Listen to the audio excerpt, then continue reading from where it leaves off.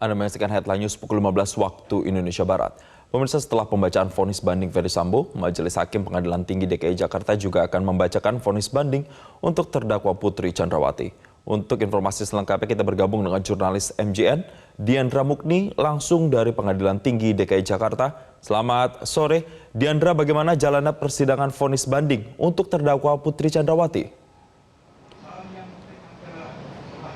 Baik, selamat sore Jason dan juga pemirsa. Untuk saat ini sidang untuk vonis banding terhadap Putri Chandrawati sudah dilakukan, yaitu sejak pukul 14 waktu Indonesia Barat tadi, dan hingga kini masih terus berlangsung, yaitu saat ini Hakim Ketua sedang membacakan putusan terhadap Putri Chandrawati, yaitu di bagian pertimbangan.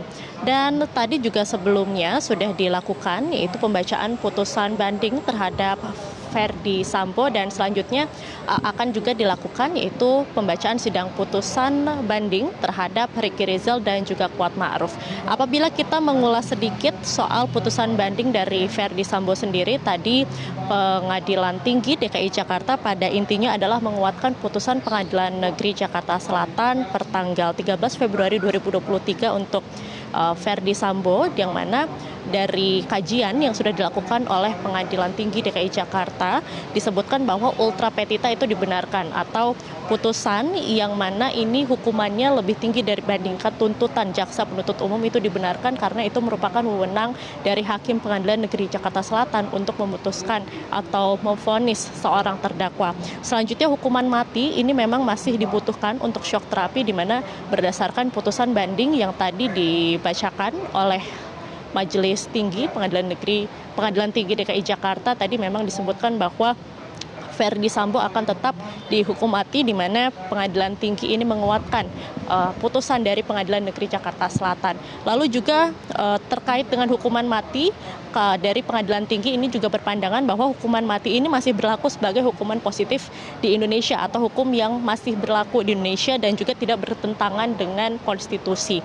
Lalu Majelis Tinggi juga tidak sependapat dengan FS soal ultra petita yang tadi, yaitu terkait dengan hukuman yang lebih tinggi dibandingkan tuntutan serta soal hukuman mati, tapi sependapat dengan putusan Pengadilan Negeri Jakarta Selatan.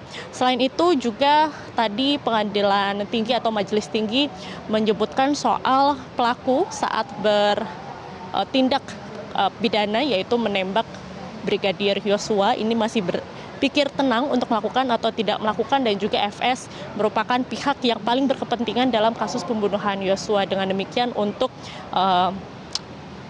pidana yang diterapkan itu untuk pidana mati sudah tepat dinilai oleh Pengadilan Tinggi DKI Jakarta. Sementara itu untuk selanjutnya juga masih akan dilangsungkan pembacaan putusan banding terhadap Ricky Rizal dan juga pembacaan putusan banding terhadap Kuat Ma'ruf. Usai pembacaan terhadap Putri Chandrawati ini selesai, namun juga memang hingga saat ini masih berlangsung.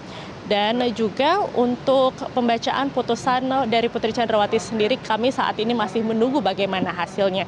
Demikian Jason yang dapat saya sampaikan untuk sementara, kembali ke Anda. Diandra Mukni melaporkan dari Pengadilan Tinggi DKI Jakarta. Selamat bertugas kembali.